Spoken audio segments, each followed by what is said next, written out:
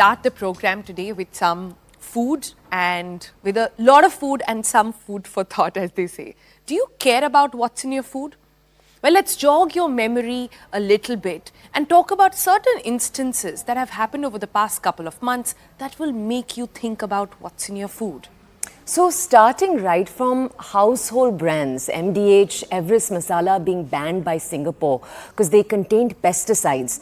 Not very long ago, questions were raised on a multinational, on Nestle, for adding more sugar to infant nutrition formulas in India compared to the rest of the world. There is also Cadbury's Bournvita, remember, taken off the health drink section again because of high sugar content there.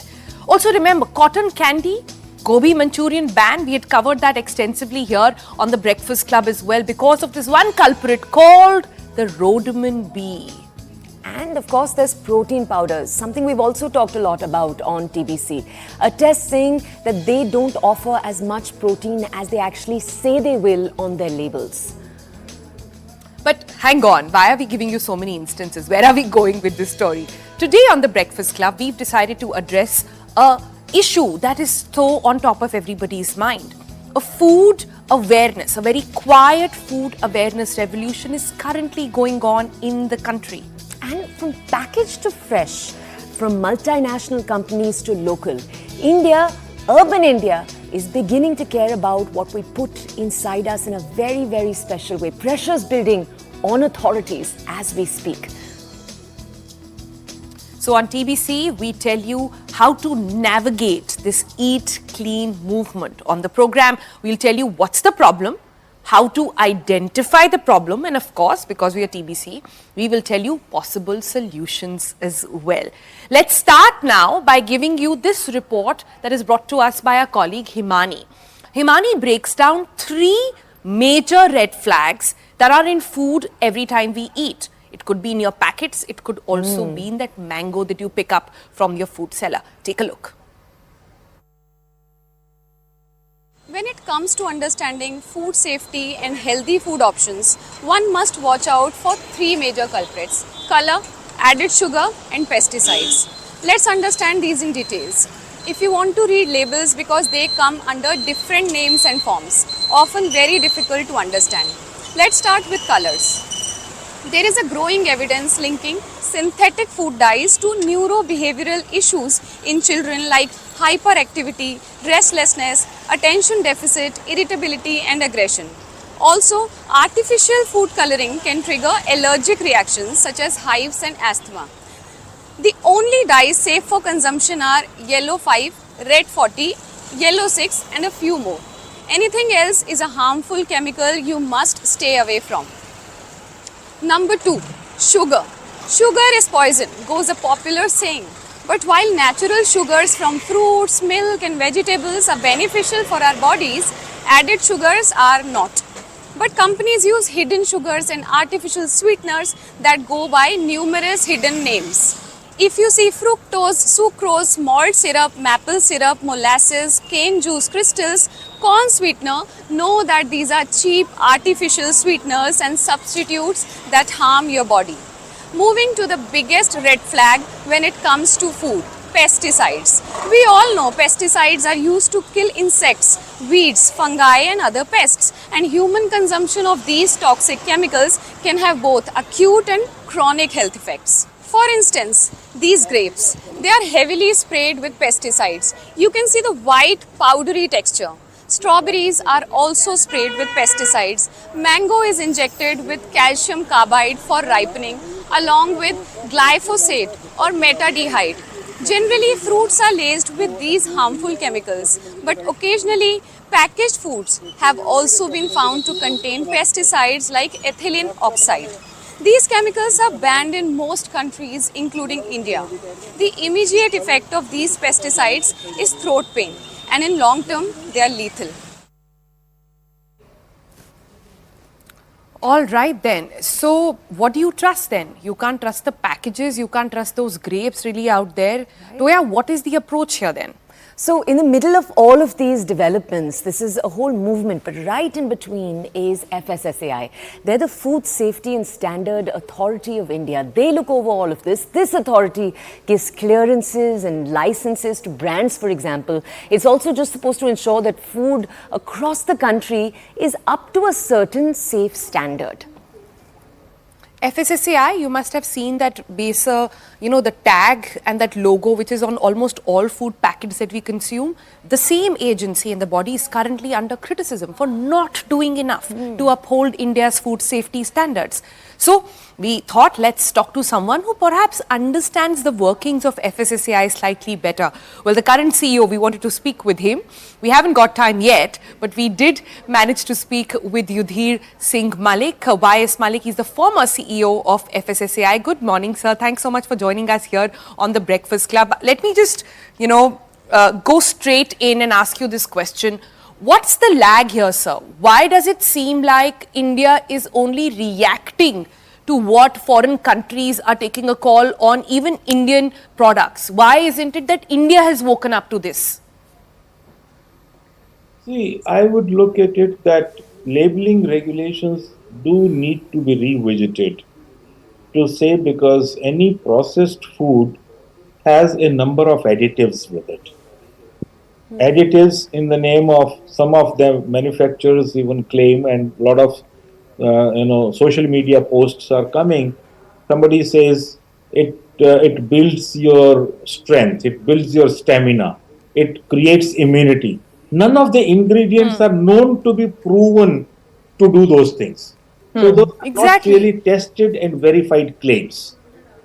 And what is important is that those additives or those ingredients which are known to be having an adverse impact on the life of the consumer, that percentage and that particular additive must be specifically mentioned on the label in a bolder font rather than probably a 6-point font, a very, very small font which is not even visible unless you use the glasses.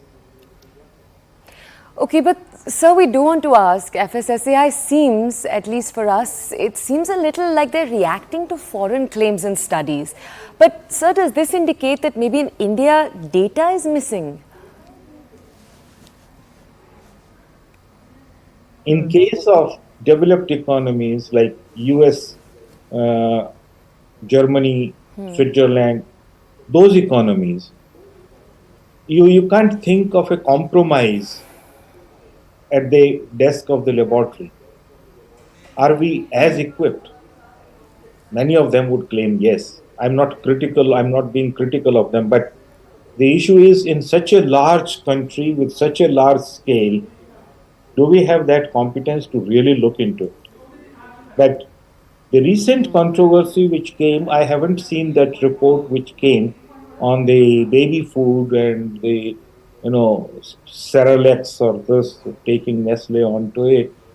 But what is important is a statement coming from Nestle, what I've read in the media, that over a period of last 4 or 5 years, we have been reducing the content of sugar. Why that situation should arise at all? Why are you reducing? Why did you, in any case, bring it to that level from where you start thinking of reducing it?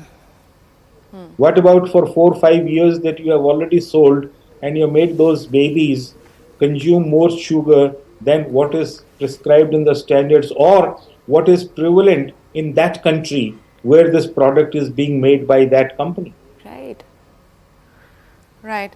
All right, Mr. Malik, thanks so much for speaking with us here on the Breakfast Club, because remember, we are talking about sugar is one aspect, pesticides are another. The third aspect is that labels don't always show what is inside. Sometimes they falsely show what is inside. So there's a whole question mark, and you and I cannot solve this problem, Toya. This has to be fixed by FSSAI, because labels are again getting into focus. People care. Right, and talking about labels, let's now take our audiences to the person that perhaps first got the idea of looking at labels, that into practice in our consciousness over the last few years. I think it's fair to say he's made a career out of reading the labels that are behind different food packets. Absolutely, and we asked Food Farmer, who's also, lead in one of the campaigns that got the brands under the scanner in the first place, to give us some tips. He, of course, has made a career, but what should you and I do? How should we read our packets when we go to our grocery store the next time? This is what he said.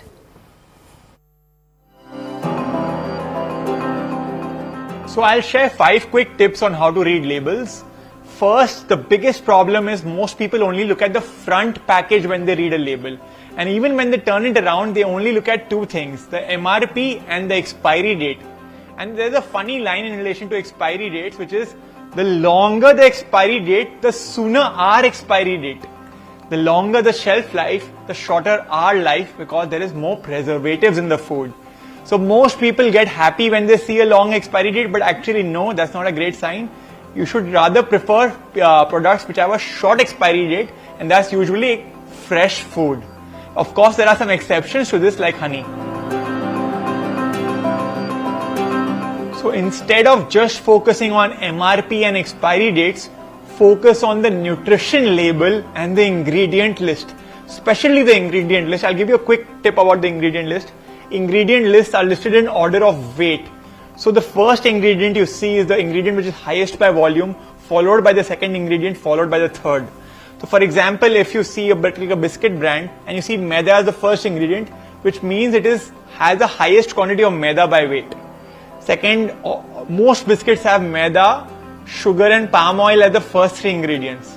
And I always tell people, try to avoid those products which have either sugar or maida in the first 3 to 5 ingredients. Don't have it way too often, like have it once a month, twice a month, but don't have it every day. So the most important tip is ingredient lists are listed in order of weight. So we'll specifically talk about how to buy a juice. So if you're buying a packaged juice, usually I don't recommend people having packaged juices, but if you are buying a packaged juice, one thing always make sure it does not have any added sugar. So if you look at the nutrition label, it will have a total sugar column and an added sugar column. It should not have any added sugar. Added sugar is basically white sugar. So a juice, like an orange juice, it should be sweet from the fruit itself. It does not need any added sugar. And the way you calculate added sugar is every 4.2 grams of sugar is 1 teaspoon. So if you see about 12 grams of sugar, it means it has 3 teaspoons of sugar. So the quick math you can do is whatever the number is divided by 4.2 and you will get the number of teaspoons. Now next let's focus on peanut butters. So when you buy a peanut butter, you should only buy a peanut butter with 1 ingredient, peanuts. That's it. Most of the market peanut butters, they have sugar, vegetable fat, salt. That is not required in a peanut butter. A peanut butter should have only 1 ingredient, peanuts, and that's it. The best packaged food, usually I ask people not to have packaged food, but if you are choosing to have a packaged food, the best packaged foods usually have only 1 ingredient. So whether it's oats, and if you're buying oats, so oats should have only 1 ingredient, oats. If you're buying peanut butter, it should have only 1 ingredient, peanuts.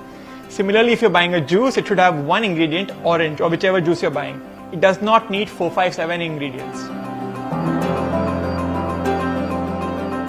Alright, the last thing I want to help you is how to buy a protein bar.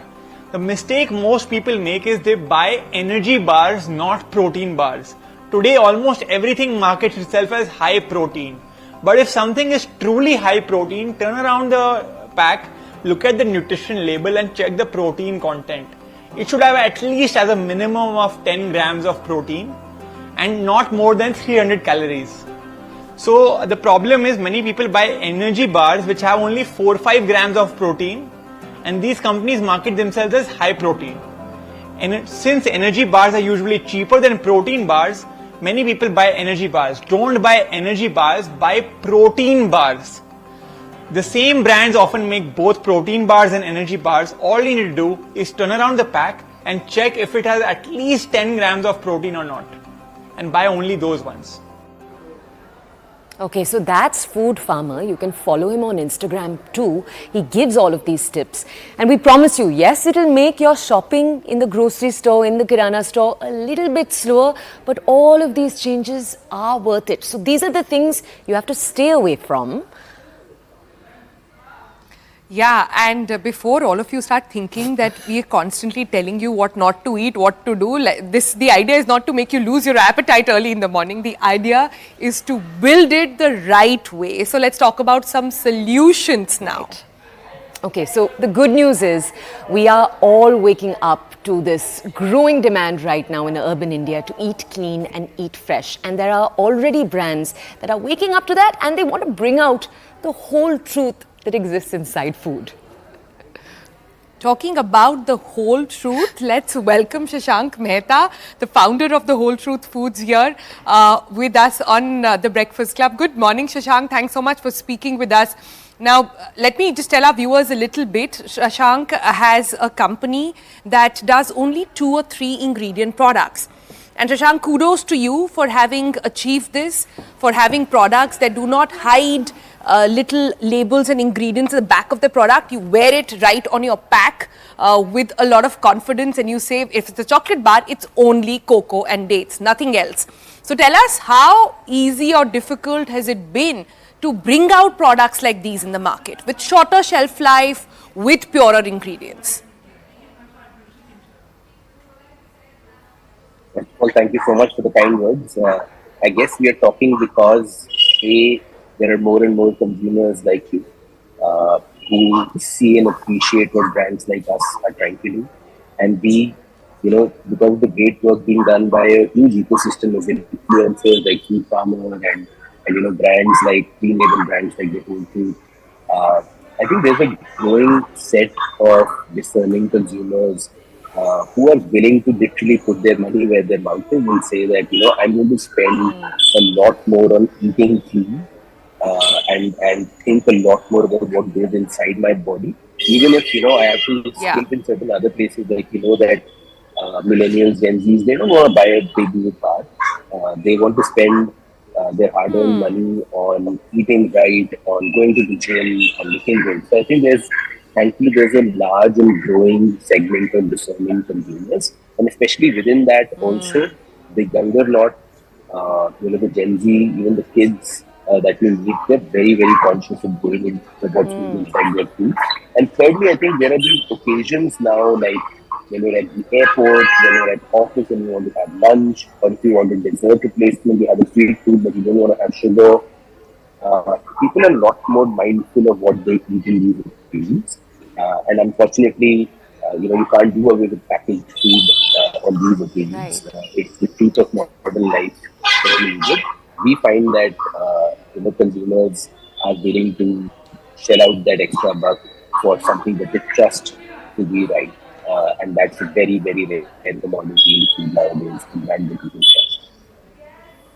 So you did talk a little bit about this very important thing, which is the paisa behind it all, the money. And I do want to ask you, do you generally see a trend? Because this is an idea that Indians care about the price. That's the first thing. But do you see Indians turning from value seekers now to clean food seekers?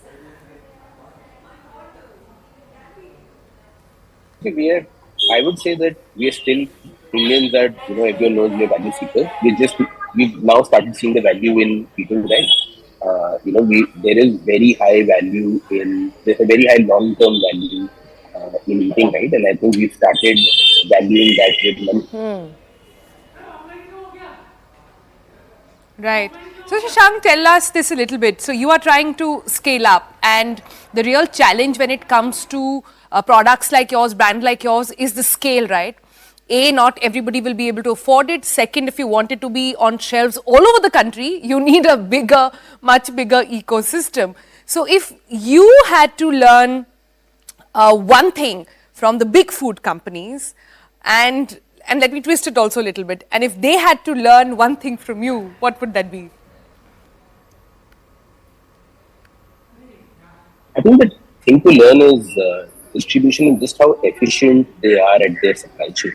I think like some of the best minds of the country work at these organizations, and over decades they've built insane distribution. Getting food items into 10, 20, 30 lakh stores is not easy. I wish we can become a sliver of that as a young firm. And what I wish they would learn from us is, I think they've lost soul. They become nameless, faceless entities. Wow. I know a lot of people there who will not feed what they are selling to their own kids.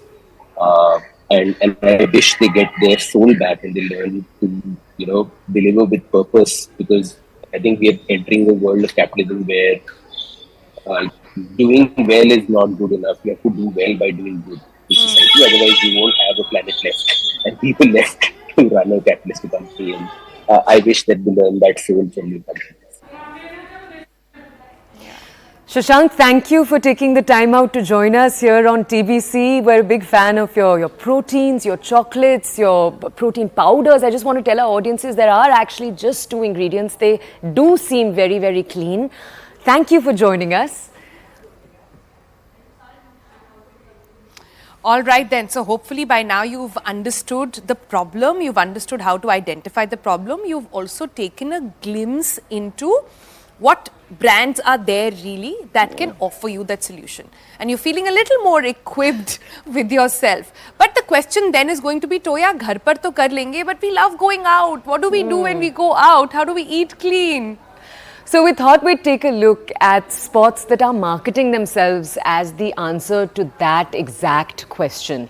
One of these spots is Greener. It calls itself the first plant-based nationwide restaurant. It exists in 4 states. It's expanding as we speak to other states. And they say that they're part of a growing segment where clean eating is right at the core. Take a look.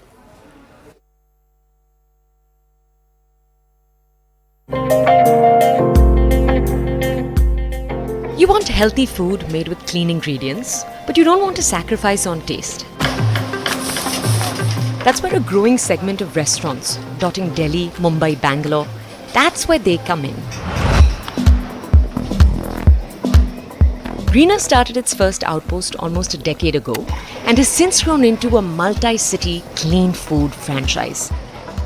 We sat down with one of the co-founders, Vaibhav, and asked him what the beginning was like. Clean eating was something which was principally not known as a term also.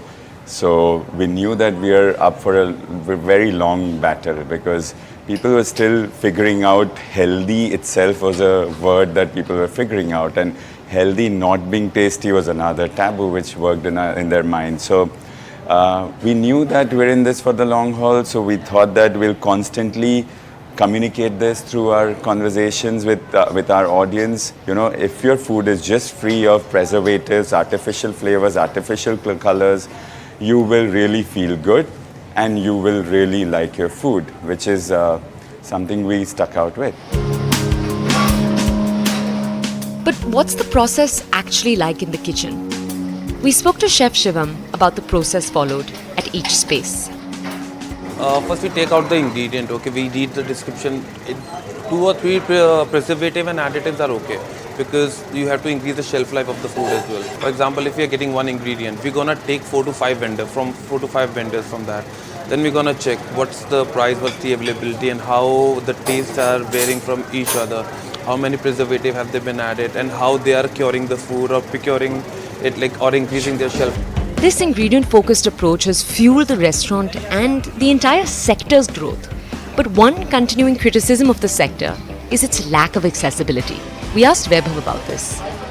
In a way, the locations that we've typically been in are, in a different sort of market, and accessibility is something that we were very conscious of because we don't want it to be restricted to a very certain class of the society. We want it to be a way of life for a larger audience. In terms of ingredients, technically most of our ingredients are indigenous ingredients. Like even if we have a dish which has black bean which is related to Mexico, we're growing black beans in Madhya Pradesh.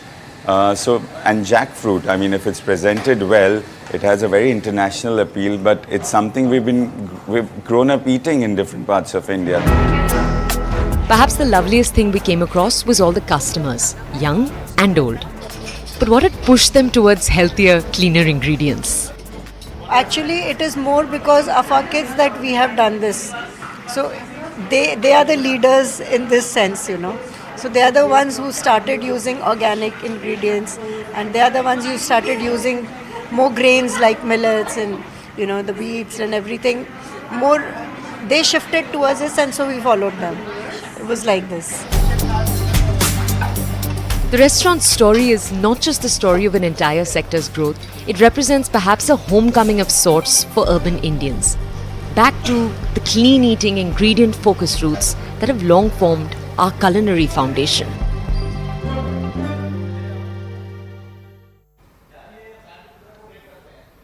All right then. So perhaps the crux of the matter here is that there are healthy alternatives available at home and outside. The question is of self-awareness, and also the question is on us to put the pressure on the government to ensure that there are cleaner and stricter guidelines to be followed. Right, and it's so important.